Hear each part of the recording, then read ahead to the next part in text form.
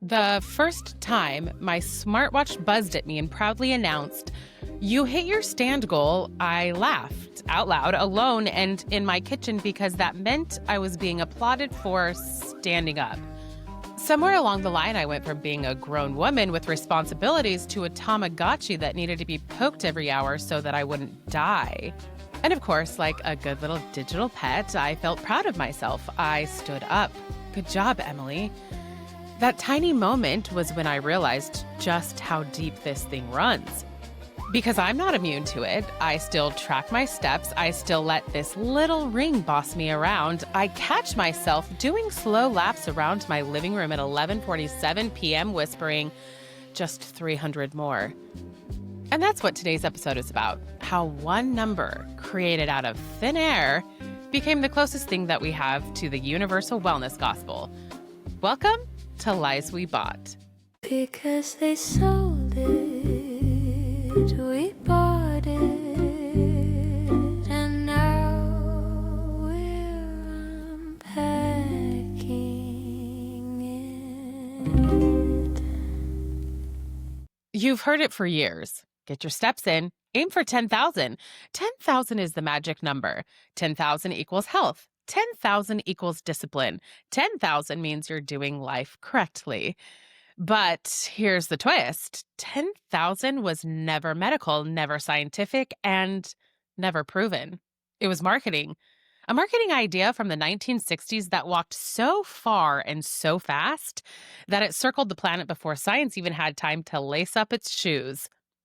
Question: do you have a smartwatch? Do you have an Oura ring? I have both. Why do you prefer one over the other? I'm genuinely curious. Maybe you're curious about why I have both or have questions. Because today we're talking about steps, movement, health, and how that number got started as a catchy slogan turned into a moral standard. Let's walk backwards. Tokyo, 1965, Japan was buzzing, literally rebuilt the country buzzing. The nation had just hosted the 1964 Summer Olympics, which were a massive symbol of recovery after World War II. The games were broadcasted globally through satellites for the first time. The Shinkansen bullet train debuted, and Japan introduced itself to the world as a rising technological powerhouse. Movement became more than exercise. It meant modern. It meant forward. It meant we are not who we used to be. In that moment, a company called Yamasa Clock and Instrument decided to get creative. Yamasa had been around since about the 1930s making clocks and timing devices. But after the Olympics, the country was having a bit of a wellness renaissance. People were joining walking clubs, doctors were encouraging daily movement, and there was a national campaign to promote heart, healthy, and post-war vitality. Yamasa saw all of this and thought, why make another clock that just tells you how fast the day is disappearing when you can make something that tells you how good you're being? So they created the pedometer, a tiny plastic step counter called the Manpo-kei. And yes, that name really does mean 10,000 step meter. Here's the part that nobody expects. The company didn't consult anybody. They didn't ask the Ministry of Health. They didn't consult scientists. They did not commission a multi-year longitudinal study. They just liked the number. 10,000 sounds clean, ambitious, and motivating without being terrifying. It also aligned with the character for 10,000 in Japan, which can visually resemble a person walking. The message caught on instantly. Ads framed walking 10,000 steps as a daily investment in health and longevity. The marketing tone was patriotic and practical at the same time. Walk for your health, walk for your family, and walk for a stronger Japan. And it worked better than anyone expected. Pedometers started showing up everywhere. Office workers wore them on their belts. Housewives clipped them to their clothes while they went out shopping. Community centers sponsored 10,000 step events, and schools ran daily walking competitions. Japan had embraced walking not just as an exercise, but as a cultural ritual, a little daily vote of confidence in the future. But here is the part that fascinates me. The actual device did not have a long shelf life. Technology moved forward. Trends shifted, and the original Manpo-kei disappeared from shelves. But the idea did not disappear. It traveled quietly, like folklore. In the 1970s and 1980s, health researchers in Japan continued referencing 10,000 steps as a general activity goal. The number appeared in corporate wellness messaging. By the 1990s, it was being used in academic papers in Australia and the United States as if it was already common knowledge. No one checked the origin. No one paused to ask whether it was scientifically correct. It was simply repeated enough times that it became a well known fact. It was the wellness equivalent of a folk song. Everyone knew the chorus, but nobody remembered who wrote it. Suddenly, the number that started as a 1960s marketing pun was reborn as a global commandment, a bright blue badge glowing on your wrist, a goal that felt universal and non negotiable. What began as a post Olympic Tokyo as a clever way to sell pedometers has become a worldwide standard for what healthy people are supposed to do every day. A made up number that walked itself into history. So, let's talk about what really turbocharged 10,000 steps. It wasn't science, it wasn't doctors, it definitely wasn't the government. What changed everything was marketing. Pure, clean, corporate grade marketing. The kind that could sell vitamins, self improvement, and emotional validation all in one silicone wristband. Because once the idea existed, once people had heard that phrase 10,000 steps enough times, they started to believe it. Companies looked at that number and saw something very different. They didn't see health, they saw opportunity. They saw a metric so clean and so universal that it could become the backbone of an entire industry. The first big wave hit in 2009 when Fitbit launched its original clip on tracker. It was simple, it was lightweight, it did one thing exceptionally well: it produced receipts. It gave you proof that you had been a good little fitness citizen that day. Fitbit paired that proof with charts, graphs, and little bits of digital applause, and it worked. By 2014, Fitbit's revenue was over $740 million. By 2015, the company went public at nearly $4 billion. And what number blinked back at every new user the moment they synced their device? 10,000 steps. Default setting? No. Explanation? No citation, just gospel. It's honestly villain level marketing. Imagine being so good at branding that the number from a 1960s pedometer becomes the baseline to health standards for the entire Western world. Then Apple entered the scene. When the Apple Watch launched in 2015, it took everything Fitbit was doing and said, "That's adorable, move aside." Suddenly, your steps weren't just steps, they were part of a lifestyle ecosystem.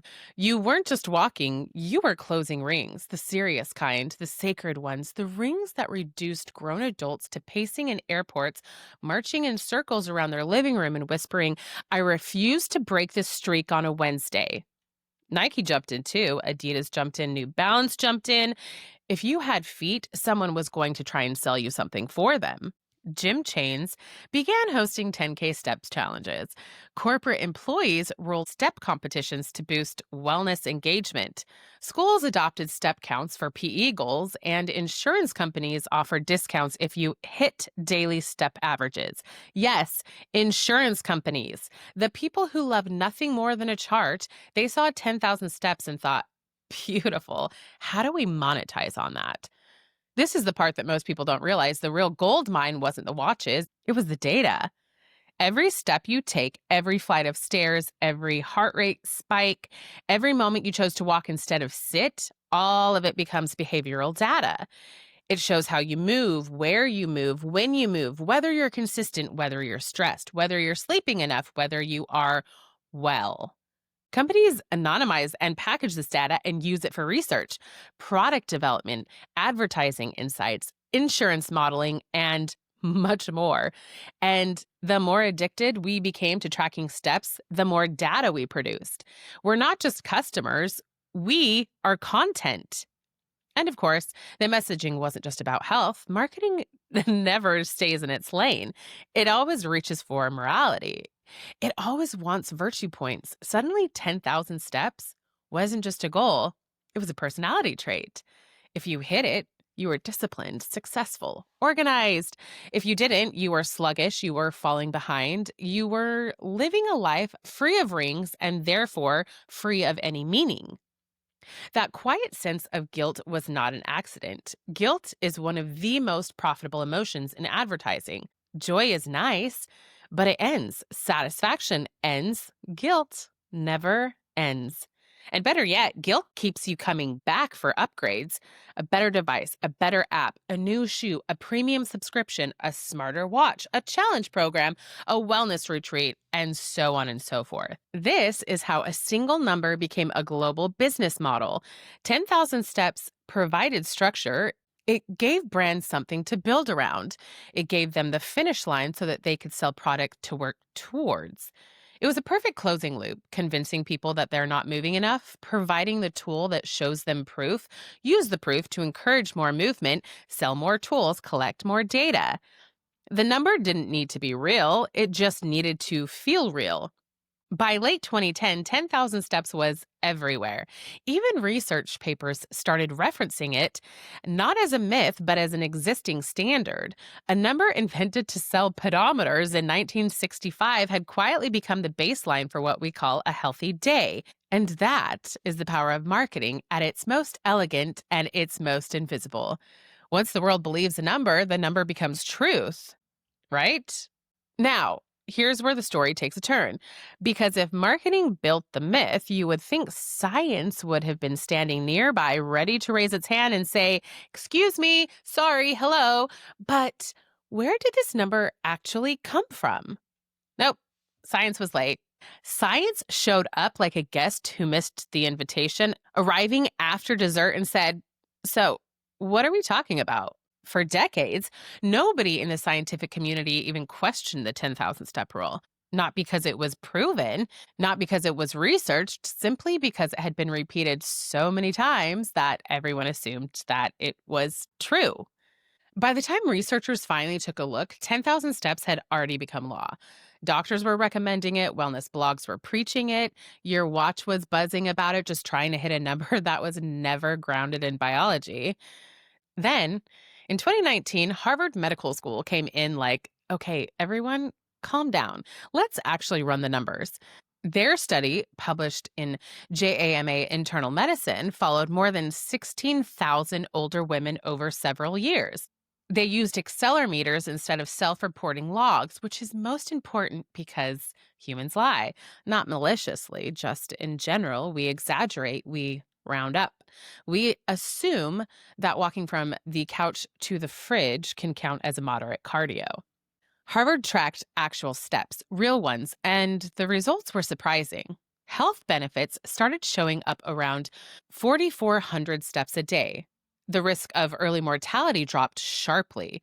As people added more steps, benefits continued to improve, but only up around 7,500 steps a day. After that, the curve flattened. More steps did not equal more life, they just equaled more steps. 10,000 had no specific magic, no spike in longevity, no sudden protective effect. It was a clean, round number that the human body simply did not care about. Then, in 2020, the NIH ran another study. The sample size was broad and representative. Thousands of people followed for a decade, and once again, the pattern appeared. Those who walked around 8,000 steps a day had the best longevity outcomes. 7,000 looked good too. 6,000 still carried a meaningful benefits, but 10,000 did not offer any extra boost. If anything, the body has been politely trying to tell us, "Thank you so much for your enthusiasm, but I'm actually good. You don't need to outrun this marketing campaign." My personal favorite study came out in 2022 from the Lancet Public Health. Researchers in Australia dug deeper and asked more nuanced questions. Maybe it's not the number of steps that matter the most, but maybe it's how you walk them. And that was right. Brisk walking turned out to be the real star. That slightly out of breath, purposeful pace delivered the biggest cardiovascular benefit. So, if you take 10,000 slow, meandering steps while holding a latte and scrolling on TikTok, congratulations on your ambiance, but 4,000 or 5,000 brisk steps would have given you the exact same health payoff. Tempo mattered, intention mattered. The body was far more flexible than the metrics we invented around them. Science kept and keeps uncovering the same truth across multiple studies. The myth was never biological, it was behavioral. And we believed it because it felt authoritative, because our devices repeated it, because everyone else was doing it. But the human body never signed off. Here's the part that I think shocks people the most. There is nothing inherently wrong with walking a lot. Walking is great, but hitting a specific number that does not challenge your metabolism, it doesn't flip the secret to longevity switch, it does not transform your heart function at step 9,999. Your body does not operate in round numbers. Your neurons don't celebrate milestones. Your heart does not throw confetti. The reason 10,000 stuck was not because it was proven. It stuck because the science did not show up until after the myth had already metastasized into culture. By then, it was easier to publish research that had referenced the number than to challenge it. Once something becomes a wellness rule, people cling to it, even if the evidence is flimsy, especially if the evidence is flimsy. The truth is simple: movement is good. More movement is generally better, but not infinitively better. And walking does not need to be a part time job for it to count. A few thousand steps a day has measurable benefits. 7,000 is fantastic, and 8,000 is wonderful. 10,000 is fine, but so is not hitting it. Now that we know that number didn't come from science, we have to ask the real question: why did it work so well on us? Because this is where marketing hands the baton to psychology, and psychology does what psychology always does: it makes everything make sense. Humans love numbers. We love them more than we love nuance, more than we love context, and absolutely more than we love listening to our bodies. Numbers feel safe. They create order. They give us little boxes to check. They tell us we're doing life correctly. And 10,000 is not just any number, it's a perfect number. It's big enough to feel impressive. It's round enough to feel official. It is simply enough to be remembered.